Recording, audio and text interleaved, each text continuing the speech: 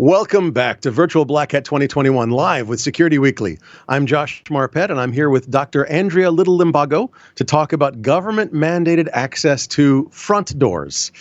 And no back doors here, all front doors. So we're going to be doing a little bit of discussion about what her talk is. Mind you, her talk is a virtual talk given at the Black Hat Briefings, Thursday, August 5th, 2:30 to 3. So it's a 30-minute briefing, and it's in the policy and community tracks. Dr. Limbago, pleasure to have you. Yeah, thanks so much for having me. Absolute pleasure. So let's talk about, what is a government-mandated access to a front door? What do you mean by that? Yeah, so I know we hear a lot, about the crypto wars and the back doors are involved in that, and that's super important. But as I started to look into that, you're starting to realize that that was only one way that governments were trying to get access to data. And when I started diving into it a bit more, started seeing sort of this range of policy tools and regulatory tools that governments are starting to use to gain access to data. And so, it's almost along the lines of, you don't need to actually hack in. If you don't need your APTs. If a company is located within your sovereign territory, you can just mandate them turning over their data if they want access to that market. And so we're seeing this giant rise of that.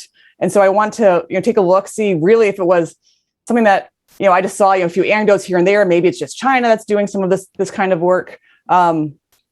And then also seeing at, because we had that's going on at the same time as we see this big push towards various kinds of data protection laws that are going on. And so I just wanted to see, which one is gaining traction, which one is going to have a greater influence, and to really provide some more of a rigorous means to start comparing apples to apples what governments are doing. And so I thought, I'm a computational social scientist, so started to create an index for ranking governments as far as their access to data requirements, which I think is super important, especially as companies start looking around and either reshoring, onshoring, ally shoring, all these kind of things as far as the supply chains are readjusting. Okay, so let me ask you a question. So you're saying that if a government goes, we could hack the company, but why don't we just mandate they turn over their data or give us access to the data? So that's that government mandated. I mean, this goes back to the Clipper chip. This goes back to, oh my God, all those things back in the 90s where the government was like, let's do elliptic curve cryptography, but we're going to have all the decryption keys for that and that kind of thing. I mean, that's what we're talking about? So that's part of it. And so that's what so it's interesting on the one hand, as far as, a research and analysis, it's also, a bit of a terrifying trend as well, because all the human rights and surveillance violations go along with it. And so what I looked at was, one component was that aspect as far as, are there backdoors required for encryption? Is there transparency, over that? Is there accountability and, warrants and so forth, rule of law governing some of that? That's one aspect of the government mandated access to data. But there are other aspects such as, data localization requirements. Are companies required to store their data in a country? Because what also goes along with that oftentimes is then the next step becomes, and we also want to mandate our access to the data upon request under this big umbrella of national security interests. That's always, and that's what we see across the board. Democracies, authoritarian regimes, this access to data by governments, always is justified for national security purposes. And for some, that is true. Others just sort of use that as, the justification for gaining access. And so we see that along the lines. We also see aspects of joint venture requirements. So doing business in a country, are you required to have a personal representative from that country or specifically some sort of joint venture with them? I looked at those kind of aspects of it. Also looked at whether source code disclosure can be required. We're seeing that as well. And then also taking into account that whole trend towards data protection laws. Do countries have that data privacy and protection law? And then if so, is it overseen by an independent data protection authority? Because what we're also seeing on top of all this is that countries are passing these cybersecurity or data protection laws, but at the end of the day, they don't have an independent source overseeing it.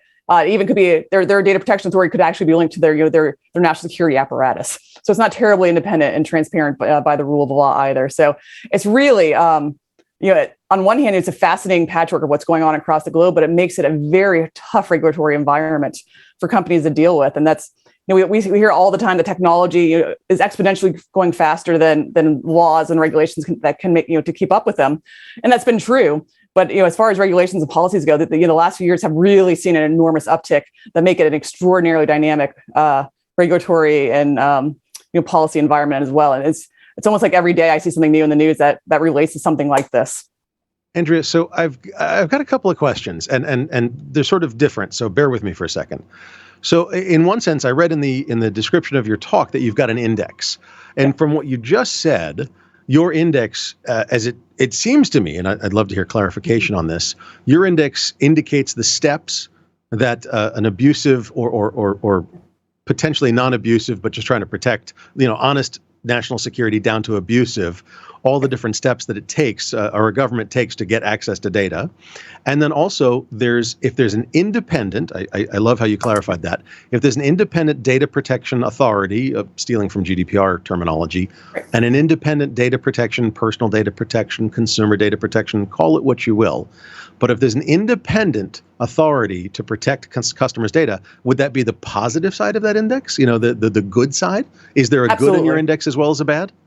Yeah, and so that's why basically the whole thing on the one end, you've got the scale of what as it turned out tend to be your digital democracies, and so it's a lot of the countries out there that really are trying to do independent data protection for their citizens. For instance, they're following the rule of law. They've got transparency in there. They don't have source code requirements. They may have pretty free flowing data across borders, not requiring you to have that actual storage in the country, or if you do have it within the country. Oftentimes, what you see in democracies is that you can have the free flow of data if where it's going has similar levels of data protection. So in some regards, that actually helps spread the data protection levels. And so there's that on one end. And then at the other end, we see the big bucketing of governments that are, instead of protecting individual data protection rights, it's more so protecting government data access rights. And so and finding a variety of means for that. So the index at the end of the day, there are a series of questions that I went through, and for each one, you get a series of points towards that, depending on where you fall within the schema for each one. And so, whether you have a data protection authority, may give you a 1. If you don't, 0. And even from there, you can make it even more nuanced as far as how transparent is it, how independent is it, and then you can make it more of a scale of 1 to 4, and that just becomes one component of it. Then you have a component of are there source code disclosure requirements, and if there's not, that again it gets you higher up there. And so the coding was intentionally meant toward framing it so the one group of scores would be the ones that fall along the lines of better data protection, better independent civil liberties protection, and so forth. Whereas those that don't do as well fall into the questions on the other end of the scheme, where it's nope, government has access, there is no transparency. You have to have a data stored there. You have to require access to that storage, and so forth. And that's how the rankings were created in that regard. Okay, so let's talk about your index for just a second, okay? And I want to get back to how we're going to link this whole idea back to a significant amount of what's interesting to pen testers, what's interesting to InfoSec companies. I want to get back to that. But your index, are you going to open source the index, the math behind the index? What are you dropping at your talk? Let's put it that way. Yeah, so the talk basically provides the front end and the back end of the scoring on that. And I have a white paper that's coming very shortly. It's almost done. That walks through the methodology, gives all the scoring, and we will be putting that out very, very shortly. Couldn't get it done quite in time, but there's a lot as far as the schema that's involved, the rankings on both of the two ends, all that is part of the discussion tomorrow. I think that's fascinating. I think the EFF and the ACLU will have a good time enjoying looking at that stuff. Well, and even the nice thing is, so one of the things I talk about actually in the talk is just how hard it was to find a lot of this information, because it's not actually necessarily within the normal cybersecurity sites that I check. And that I tend to research more so, but where I did find a lot of it was in some of the nonprofits that focus on data protection, civil liberties. So more on the nonprofit end, really provided a lot of additional information that I couldn't find in some other areas. And so that absolutely is a great help to it. And what I try to do, though, is triangulate it between, say, nonprofits. There's some government sources, like State Department writes down some of the stuff, some of these aspects as far as like business climate and what that pertains to, along with other kinds of commercial sources. And so really trying to triangulate across those. But the nonprofit input was absolutely a core component of creating this. Nice. No, I know Kurt Opsahl at EFF, and I think he would have such a good time with this index. I swear. I think he's just going to go. Well, and that's what part of my hope is to get better, get more feedback on it. Because on the one hand, I did most of this work on my own, and I can guarantee that the community has a lot more great ideas to help improve it. And so that's my hope is to get some more ideas. Perhaps I overlook some sources, those kind of things. So I'm looking forward to some community input to help make it better, and then we can evolve it as we do, and then for when we publish the white paper with the global rankings. Fantastic. Are you going to, so I mean, what license are you going to be publishing it under, if you don't mind me asking? Oh, yeah, that's a great question. I do not know the answer to that. Okay. Just curious. Just curious whether Creative Commons or what. But anyway, so my hope is Creative Commons. We'll see what ends up happening. Makes sense. Because at the end of the day, I mean, it's something that we can put out for companies. It's good to put that out there, and so especially as we start seeing some changes and helping track those changes. That my goal is to really start updating it, maybe every 6 months, at a minimum every year, because it is changing a lot. Even since I finished it, in the April, early May timeframe, there's been some changes that I need to make already based on new data protection laws that just go into effect, or the introduction of new laws that have a lot of concerns. And that's everything from, Ecuador has a new data protection law to Zimbabwe introducing a law where people have a lot of concern because it gets back to this point of their data protection law has a component where their data protection authority may not be as independent as they want. And there's a big concern about overreach by the government. And so it's across the globe. I guess that's one thing to really stress. It really is across the globe that we're seeing these trends going on. I love it. No, it's fascinating to think about the fact that as a company, as an organization, whether it's a nonprofit or a for-profit or whatever, you have to think about, if I want to expand into Zimbabwe, into France, into wherever, not only do you have to think about the privacy laws and GDPR and so on and so forth, but is it a country where I have to keep the data local? I have to segregate it or segment it from my other customer data, or I should segment it or segregate it because if I commingle the data, I then put all of my data under that rule, under that law, under that regulation, and I may not want to do that. So it's fascinating to think about that from that point of view, and then to link it back, as we talked about, to the Black Hat sort of world and the DEF CON sort of world. It's fascinating to think about, hey, if I attack the French, I'm just picking on France, if I attack the French arm of a company, and I get in, I get all the way into their crown jewels, to their customer data, I may only get their French customers because they may have decided not to commingle the data. And they may have a very, very strong air gap firewall disconnect between their French, their US, their Australian, whatever divisions. Am I vaguely correct? Yeah, no, I think you're exactly right. I think that the implications for all this really do go directly to how companies are going to have to think about their own data architectural strategies. Because there is the minimalization component that falls under the lines of some of these laws that are out there. But when you're thinking about the risks that are involved by working in one country versus another, and what the governments may do with that data if they get access to it, those are very strong considerations that should be made. And then especially, like to your point on the attacker front, depending on what the data laws are in those countries, absolutely there's going to be a whole different realm of choose your own adventure on things you have to deal with based on how companies are going to be adjusting that architecture and what data will even be available within that sovereign territory of a country. And it varies just tremendously. And the example that I like to give is that for companies that are in China, and there's been a lot of discussion about reshoring from China, which again is a lot harder than just saying it like that. But the next choice that a lot of companies are looking at is Vietnam. And Vietnam has also started passing some very strict cybersecurity laws that really do, basically at the end of the day, they involve various kinds of censorship, but also government access to that data when they want to, with very little transparency and rule of law over it. So you may be going from one area where there's strong government desire to control that data to another country that has similar desires. And a lot of that actually kind of falls along the lines as far as we've seen that there, at least according to the USIC, there are about 100 different countries out there with offensive cyber capabilities. The countries that are pursuing some of these government mandated access requirements, very similar to the ones that have are building up their offensive capabilities. They've got more APTs per country than perhaps some other countries, and it's becoming another tool in the tool belt. And so I think if we can start thinking about that way, that this is just yet another means for an adversary to access data, a potential adversary. I think that becomes really important, because then it's also conversely where you've got other areas where it's another means for various kinds of protection, and where your data may be safer and more secure in those areas. So it really it runs the whole spectrum, and that's on the one hand you can think about GDPR on one hand and China on the other, as far as the various kinds of government viewpoints on data. But really, it's tremendously diversified in the middle, and with a lot of different things. And you feel like India, the biggest democracy in the globe, is really pulling from both ends right now, as far as some aspects of GDPR, some aspects of the Chinese model. It'll be really important to focus on where they end up falling over the next year or two. especially with as many call centers and software development companies and IT and even IT security aspects and companies that are in India. That's going to be fascinating to see. I mean, so you've got another piece here. So two more questions, maybe more. Nobody expects the Spanish Inquisition, but one of them is, as countries change, you mentioned that you've got to redo this every 6 months or at least a year because countries change. Let's assume I'm a company that has a call center and a software development center and a whatever in India. Okay. And so all of a sudden, India passes a law that says, I've got to share my data. And I go, I can't. I have contracts that says I can't share my data.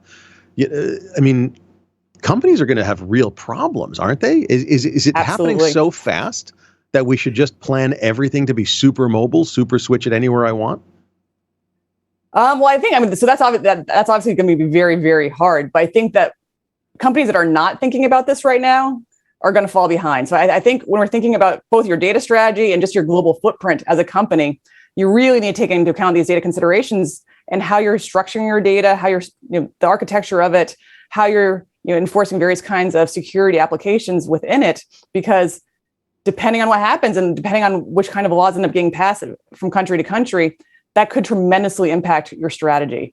And so I think if it's not on your radar, and that's part of the reason why I want to look at this index, I think it absolutely needs to be, because it is that the risks involved are very, very different. And when we think about cyber risk, we traditionally think about a lot of the access controls and encryption, those kind of things, and that's none of that has changed.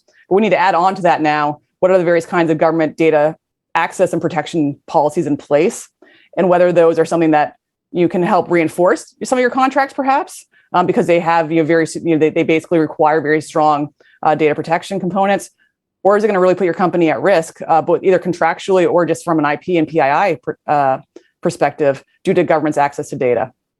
And I think we're going to just keep seeing that evolve as we start seeing, the digital authoritarianism is something that is here to stay for quite some time. We've seen internet freedoms on decline for over a decade, and this just is another tool in the tool belt. And we see countries looking at other countries and learning from them.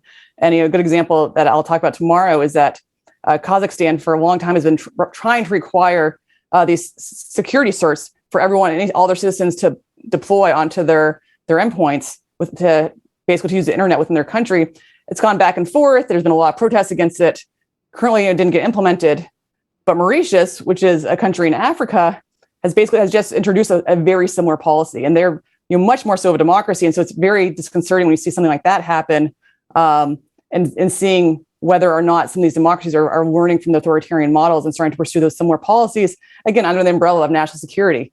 And all of it falls along the lines of you're seeing it follow suit from various kinds of censorship and intervention and so forth. This is just another step in that. And wow. So, I just got a comment. You're out here liberating countries and getting countries like really, really, really interested. I mean, this is fascinating. I didn't know Mauritius was doing that. I did hear about Kazakhstan doing that certificate, and I heard about the citizens going, no, because exactly. If I have your certificate on my machine, you have basically access to everything I send. The encryption is open to you, and that's absolutely unacceptable.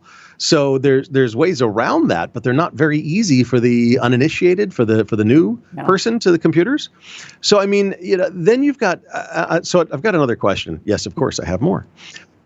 You've got those laws that are extra jurisdictional. I refer, of course, to things like GDPR, where it doesn't matter if you're in the EU or not. If you have data of EU citizens, you're under that regulation according to them.